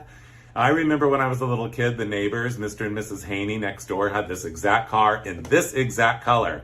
And for whatever reason, as like a 3-year-old, somehow it did not resonate with me that I loved it. And I threw dirt clods at their house as a result of them having this car in their driveway. I got in big trouble for that, but we're not talking about big trouble for throwing dirt clods. We're talking about Jill Lane. Look at her. She is ready to drive this car. She is driving this car. I love the fact that she dressed up and put on gloves like she thinks she's like Miss Daisy. Driving Miss Daisy? No, that would make me Miss Daisy. Anyway, never mind. So I said I want to see the University Heights neighborhood of Minneapolis. I mean St. Paul. Sorry, I can never confuse those two because those people will get very mad. But anyway, University Heights is a neighborhood owned by the land is owned by the university, and the homes, which are each individually owned, were built by architects and very mid-century. I don't know about you, but I have never seen a big giant dot on a garage door, but you will have to admit very effective. This house was built in 1968. I'm not sure of this house, but I told you Mondrian was on its way. Here it is. I love color. I love mid-century. To me, this is mid-century meets color, nirvana, like I never expected to see in my life. I love the wood siding as well, the white, the trees. I mean, University Heights in St. Paul is gorgeous, but this is the house that I actually came for. I mean, I really was, I got on the airplane to see this house, and it did not disappoint, I have to say. And of course, they have the perfect color. What is that, an Audi in the driveway? I know, but I wasn't looking at the Audi, even though it was kind of the cherry on top of the cake here. I was looking at blue, red, yellow, and a forest green. Isn't that gorgeous? I know. Speaking of color block, so I was in Memphis. It's a long story. I was in Little Rock. I went to Memphis. I flew in and out of Little Rock. And anyway, so I had an hour or two extra in Little Rock. So basically what happened is that I decided to look online and see I looked up museums. And so as it turned out, the only museum that I could find, you guys, was the Purse Museum. The Purse Museum. Yeah, purse. The Purse Museum. What was I going to do? Not go to the Purse Museum? Of course I did. And there it was in all of its glory. Anyway, I just, thought I would show you this. There were about 1 million other purses in there, but this is the one. Then I went outside around the corner and saw this. I don't know about you, but I love a mural anywhere, any place, any way, any day. There's no such thing as a bad mural. I love murals. This one delighted. Look, the Saturn theme continues there. Don't you love Saturn? I know. We love Saturn. It's our favorite planet besides Earth. Anyway, the apple with the glasses, the carrot, the onion, the corn. I don't know what that is behind me there, but anyway, I was just so happy. And then I got home and I was looking at my cookbooks, and don't you love cookbooks? Don't you love food with faces? I know. So I just, again, the word blendette, anything with et, I love it. Like parquet, blendette. I mean, I didn't know the show was going to be so full of ets. Quick tricks and with handy hot blendette. I know. Okay, so if we're going to talk about faces on things, you guys, my all-time favorite set of dishes ever in the history of known universe. I mean, if there was one set of dishes that I was ever going to collect, it would be this one. It's the onion dishes by DeForest of California. I believe they were made in 1956, probably for a very short span, about 1 year, I'm guessing.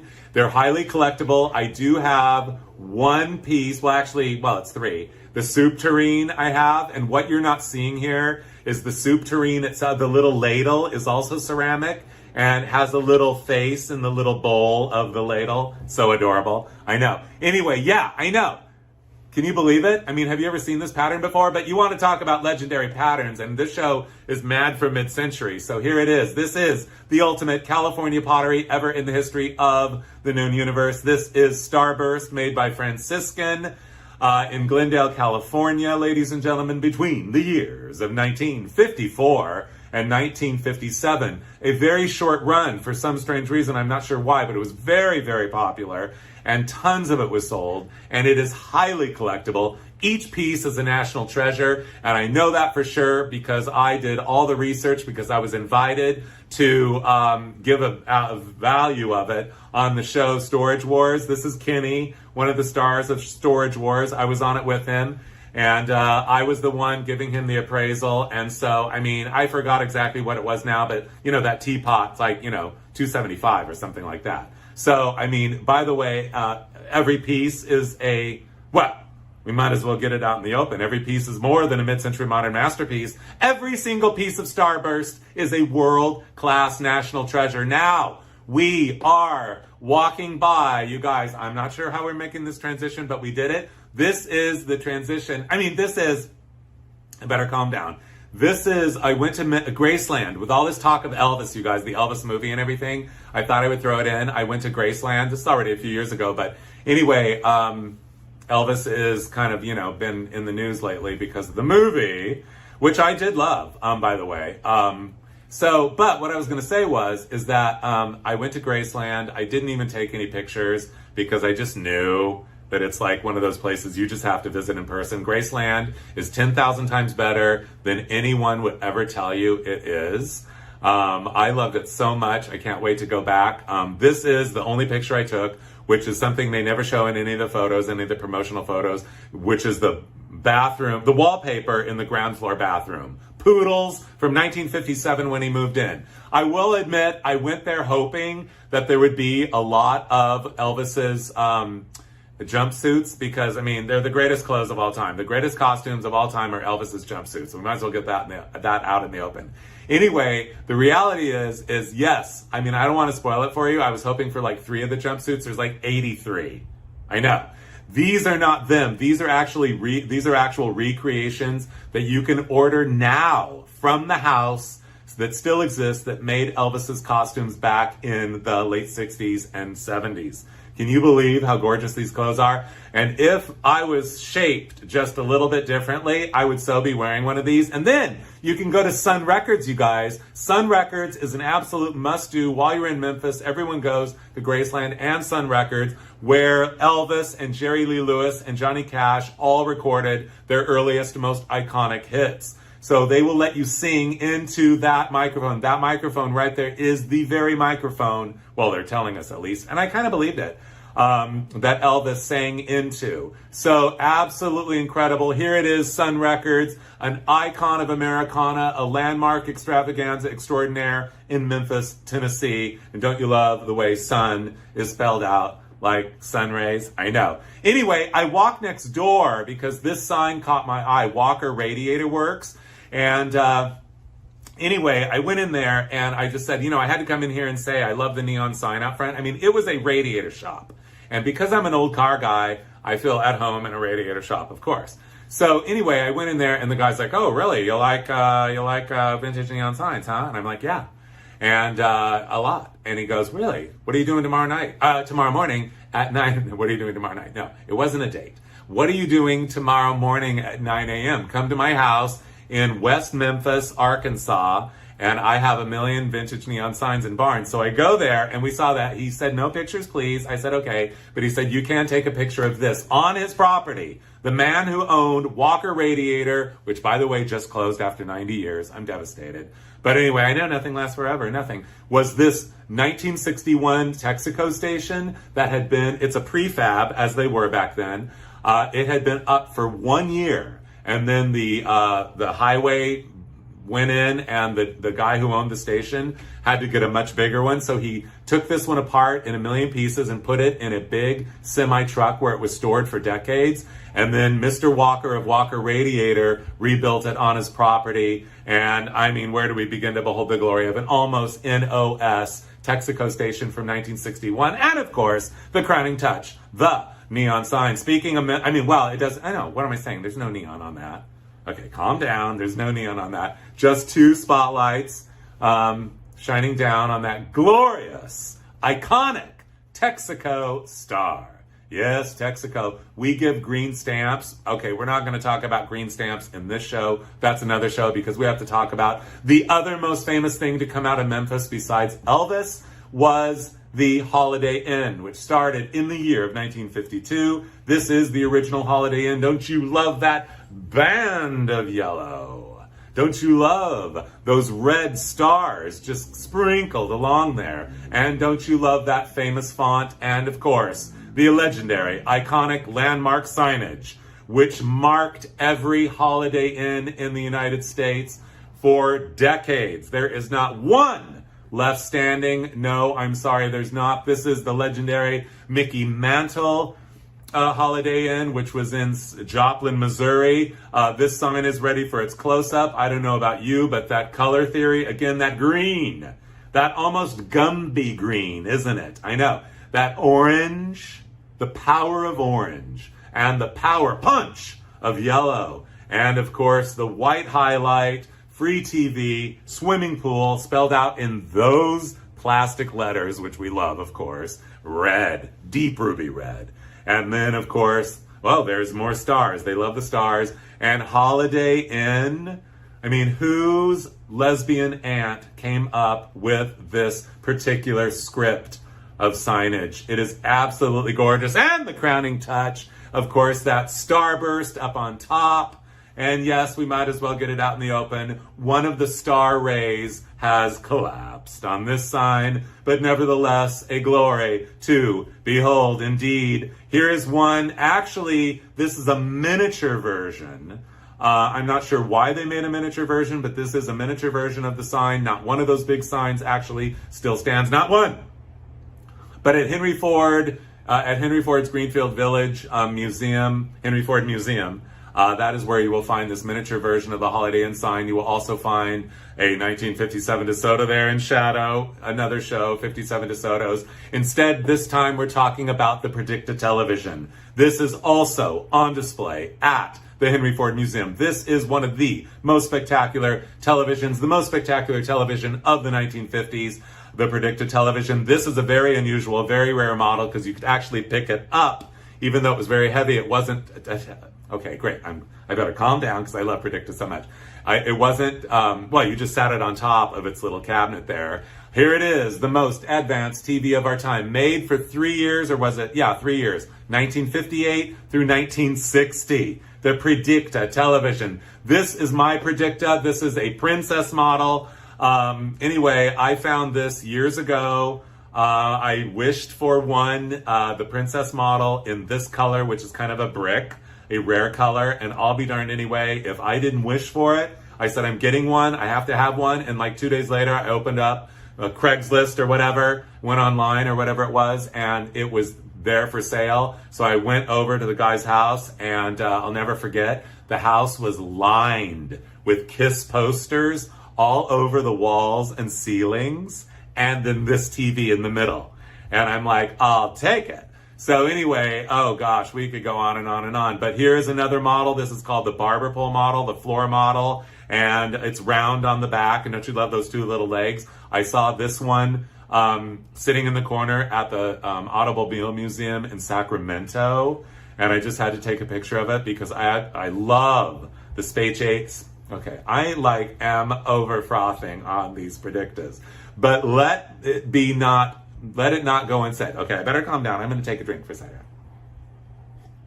Let it not go unsaid. They're each one, again, a mid-century modern masterpiece of the highest order. Each one is a world-class national treasure. This is the other floor model. It is called a Eiffel Tower base. And here is a slide I found of a lady painting a picture, but it's not about the lady in silhouette. It's not about the painting. It's not about the orange chair in the corner, the view outside, the orange flowers that she probably is painting, even though we can't tell. Not about the drum lampshade. No, it's about the Predicta in the corner. But what I meant to tell you, I got all excited. What I didn't tell you is that the Predicta, you guys, they had Predictas in all the Holiday Inn hotel rooms in like 1958, 59, 60. I'm not for sure if it was all three of those years, but Holiday Inn ordered 1 million billion Predictas for all their motel rooms. I mean, how much do we love that? That's why I was talking about the Holiday Inn. Okay, I got carried away. Anyway, speaking of Predictas, so a friend of mine said, we're going to Wisconsin to, and I'll never forget Milwaukee again, we're going to Wisconsin to see my friends who have a huge collection of Predicta televisions, and they live in a Frank Lloyd Wright. So we got there. Here was the Frank Lloyd Wright. And how much do we love Frank Lloyd Wright houses? I don't know why, but it is my destiny in every city that I go to that has a Frank Lloyd Wright. I get led to the Frank Lloyd Wright house, which is fine with me because I love them. And, you know, you always have to listen to the people, talk about them and everything, which of course is so wonderful. And we love it. And these people were no exception. Here is some of the furniture. I'm pretty sure this woman's husband made that. That might be a recreation of a Frank Lloyd Wright piece. But anyway, and forgive me if it's not. But anyway, it turns out that these people did not have a Predicta collection. They actually remanufactured Predictas like in the 90s, and they're out there, and you can tell the difference because the screen is a little squarer, but they do look very similar. And I believe they're called the Telstar Predicta, also collectible. But anyway, I'll never forget when I was sitting in okay, I better calm down. I'll never forget, I was sitting in the Pittsburgh airport on my way from Pittsburgh to somewhere, probably back home to Los Angeles, and I got a call from this woman's husband saying, my wife is the biggest Dr. Phil fan? Is there any way, since you live in LA, is there any way that you can get us tickets to go see Dr. Phil?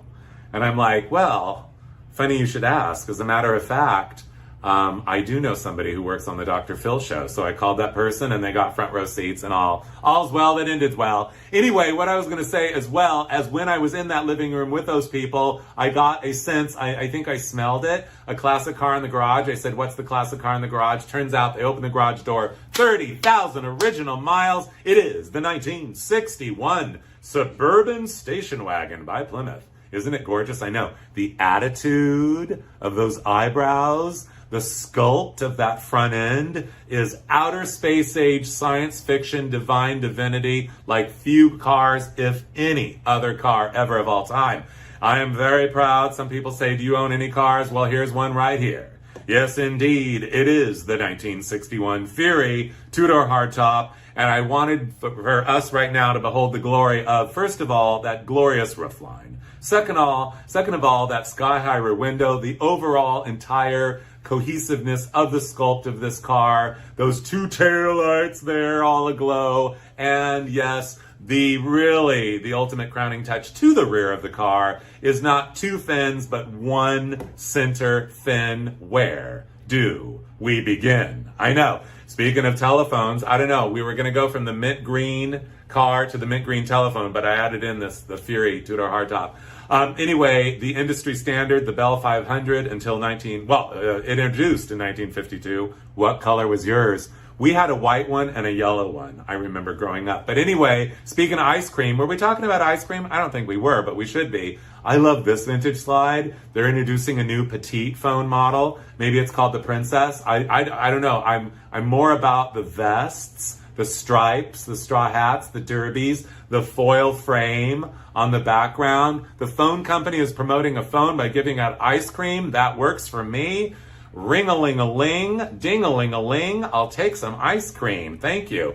And here they are on the phone. It's for you. This vintage slide is interesting to me, not only because the phone is for that guy. It's all about the fact those two ladies on the right are reading the Knott's Berry Farm big giant deluxe Knott's Berry Farm brochure. So by the way, in case you missed it, my last live online show was all about Knott's Berry Farm. It's available on my website, charlesphoenix.com. Also, Disneyland, the big deluxe Disneyland brochure. I have a big retro Disneyland slideshow coming up live on stage, 2 days in Brea, California, September 24th and 25th. And don't you love all the cigarettes there? Puff, puff. I was on my way driving across Texas. I went to Abilene. I don't know where I was in Abilene, but on the wall, I was probably getting coffee at a diner and food. But anyway, on the wall was this, Mac Eplin's Drive-A-Teria charcoal grilled hamburgers.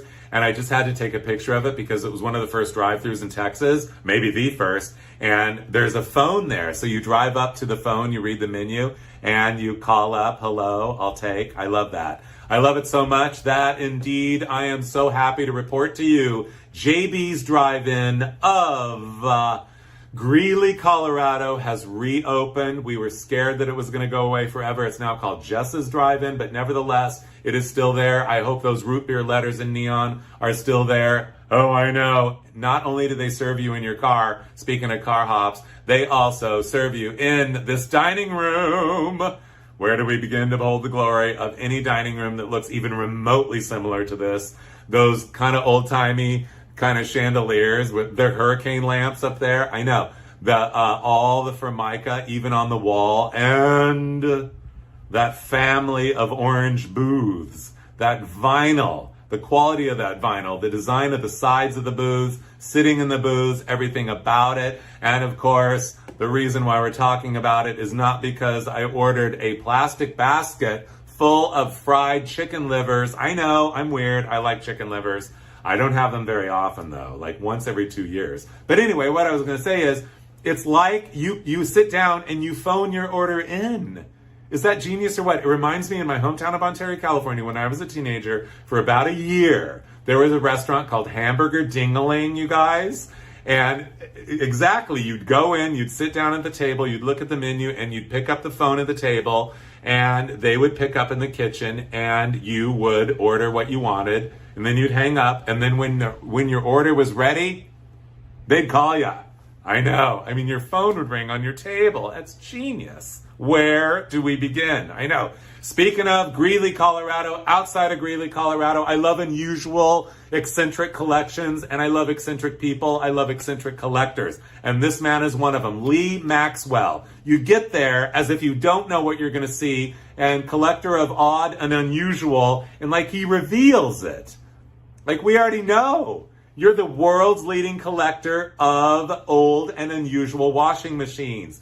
Lee Maxwell, you are a hero to me. I mean, you guys, this was a massive warehouse on his farm property of every washing machine I think ever built. So it is an extravaganza, and he goes through and, you know, he'll tell you like about every washing machine. And so when I called to make the reservation, he says, well, I usually do parties of 6 and it's $10 a person, 60. It's a minimum of 6 people. I said, well, there's only one. He said, well, it'll have to be the $60. And I said, well, okay. So I get there, I take the tour, and I mean, I could not believe it. Look at this one. These two are very special, you guys. Ladies especially, pay attention. You're going to love this. I'm not sure what year they're from, like 37, 38. But look, the agitator is full of hands with painted fingernails. Where do we begin? And then these Ringer washing machines in decorator designer colors, absolutely gorgeous. Just don't get your arm caught in the Ringer. And the pièce de résistance, you guys, the first washer and dryer set ever of all time. As you can see, gorgeous in every way. Introduced by Westinghouse in the year of 1953. One says the washing machine says laundromat, and the other says clothes dryer. And anyway, it says when the clothes dryer cycle is done, when the dryer, we don't say clothes dryer now, we just say dryer. But it played this song called How Dry Am I or whatever, like on a music box inside. I mean, how genius is that? So anyway, when I was done with the tour, I'm like, you know, I'm thinking to myself, this was $60. This was a $60, should have been $600. Yeah, worth it. Anyway, speaking of worth it, Jackson, Michigan is where you will find this. One of my favorite roadside attractions ever. If you love lights, if you love water, if you love dancing waters, if you love waterfalls, if you love fountains, if you love music, this is a musical waterfall fountain that changes colors to the music. It is from 1932, yes, in Jackson, Michigan. It is still there. No photo can do it justice, but here it was at dusk. The lights keep changing. It is unbelievable. Before you actually watch the show, you're going to go inside a little museum. Spartan Radio, the man who, well, Spartan many things, but mainly radio. One of the principals of Spartan Radio or Spartan Electronics in Jackson, Michigan, built what they call the cascades on the property. Oh, you can see it there on the right. Yeah, that's it. That's it during the day. So it's a waterfall. Well, you know, you just saw it. But anyway, there's also a little museum of Spartan radios and other things like this gorgeous, classic, world-class national treasure. Never mind, it's missing one of the gold centers in that other knob over there. I'm sure you could find one somewhere. And I love this one, donated by Virginia Lee Shively. Yes, a Spartan radio built in Jackson. It tells you right there. It's so beautiful, that green plastic. It looks like the grill on top is the speaker and in front is the speaker, those two little squares. Oh, I mean, gorgeous, isn't it? I know. Never mind that the speaker got in a little speaker accident or whatever. And then this lady's there and she's kind of giving the tour and showing you around. Not only are there radios, you are looking at the Zouave costumes. The Zouave was a fraternal organization based in Jackson, Michigan for I don't know how long, but probably from like the 30s through maybe they petered out in the 70s, I would like to know. But they were quite famous as they were on the Ed Sullivan Show, not once, not three, not four, not five. Whoops, I think I skipped 2. But anyway, they were on 7 times. They were also in a movie in 1953 with Danny Kaye. Pied Piper, I think it might be called. Anyway, the Zouaves and their costumes are on display and everything. And you can go online and watch them. And like from back in the day, they are amazing. I love the Zouaves. But we're not talking about Zouaves right now. We're not talking about the legendary, iconic television show, Ed Sullivan, or The Ed Sullivan Show, or Ed Sullivan himself. We are talking about Mercury. Yes, ladies and gentlemen, Ford Motor Ford Motor Company introduced Mercury as a new marque between Lincoln and Ford in the year of 1939. The absolute most outer space age Mercury ever of all time was the 1957 Turnpike Cruiser. Here it is on glorious display in pink, white, with a gold sweeping side spear. This car is an extravaganza extraordinaire and the most underrated and the most spectacular Mercury motor car ever made. Yes, indeed. Just the other day, not 2 weeks ago, I got a call from a friend of mine visiting from Vermont, and he said, I'm in Pasadena right now, and you should come over because the people I'm staying with have a Turnpike Cruiser in the garage. I said, I'll be right there. So I go over there, and what comes out of the garage but this space age spellbinder? Look at that big giant, bumper car. What's it called? Jalopy. They used to crash them in the demolition derbies. Demolition Derby friendly bumper, those taillights, that sweeping side spear, Mercury there. And of course you can see the rear window goes up and down. It's down right now. Absolutely spellbinding. Right on the side there, the C pillar, it says Mercury Turnpike Cruiser. We're going to get to that in a minute. But first, we have to talk about not the mirror, which is stunning. We're going to talk about the most distinctive feature of the Turnpike Cruiser, besides the rear going up and down window. These antennas on the windshield in each corner. I know, isn't that incredible? And also inside we have, for the people in the back seat, they just have to turn. If they need a gentle reminder of what kind of car they're in, Turnpike Cruiser. Yes, this space age spellbinder was indeed inspired by, we might as well get it out in the open, ladies and gentlemen, the most spectacular show car, dream car, prototype car of the 1950s. Yes, maybe of all time. Actually, my favorite car of all time, the 1956 Mercury XM Turnpike Cruiser show car. Here it is in all of its glory. And here it was encapsulated in its touring showcase. Yes, it toured the country. I'm not sure for how long, but don't you love the truck and trailer that it was in? I know. And basically what would happen is it transformed, the little showcase there transformed into a little viewing platform, and it would go around town to town, and people would look at it and everything. Absolutely incredible. Here it is, probably at Cobo Hall in Detroit in the year of either late 1955 or 1956 for the Detroit Auto Show, and look at it all in its glory. I know. Sad but true. This car was discarded as a piece of used, uninteresting equipment not 1.5 years after its debut, where it sat outside for decades. Here is a bad quality, a video still.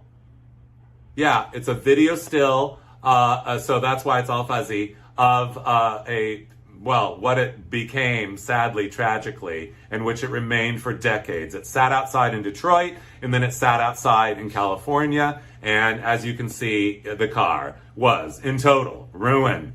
Barely restorable, if at all, but a miracle has occurred, ladies and gentlemen. Let it not go unsaid right now. It is my privilege and pleasure to share with you the brand new, unveiling, restored, just now finished 1956 Mercury XM Turnpike Cruiser by this man right here. His name's Tom Maruska of, he lives in Minnesota. So what did I do? I got on a big jet plane to go and see this car. I knew he had it. I knew he restored it. It has not been seen yet.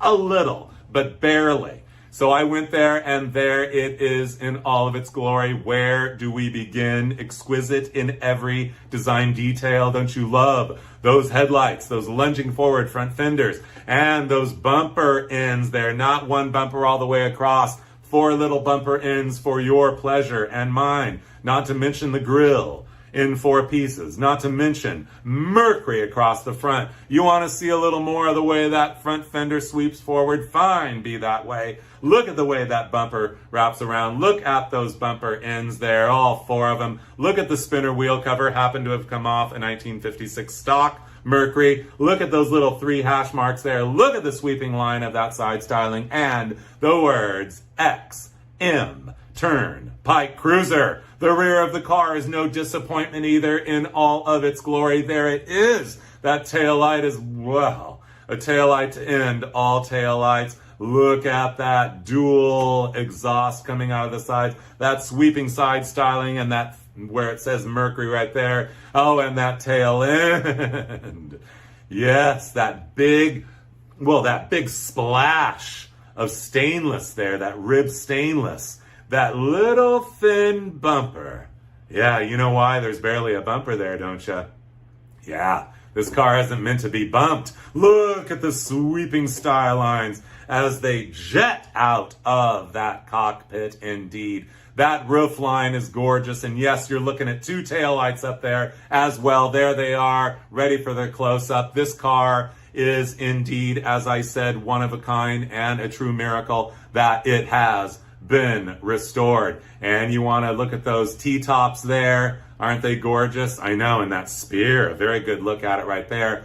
Oh, I think that I doubled up on this one. I didn't mean it for it to be here. Again, we just saw this. But look, up on the hood, you see this M. That's the Mercury. This car was resurrected from the dead, you guys. And you know what? I'm going to be honest with you. I forgot to ask which engine it was, but I think it's a 312.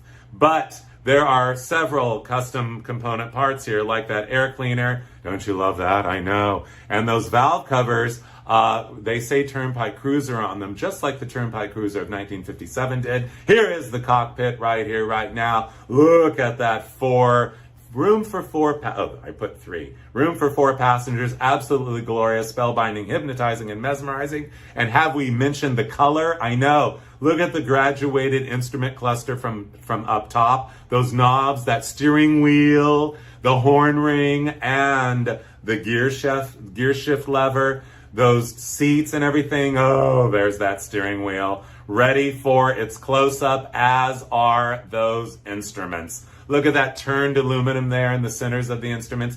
The letters, the numbers, by the way, 150 mile hour speedometer. The numbers are in orange to match the car. Oh, here it is now. That armrest in the middle, bucket seats, that square clock, and right across the front of that dash there, in front of the passenger, spelled out for your pleasure and mine, it says Mercury, in case you need a gentle reminder. Look at those gas pedal and brake pedal. There they are right there.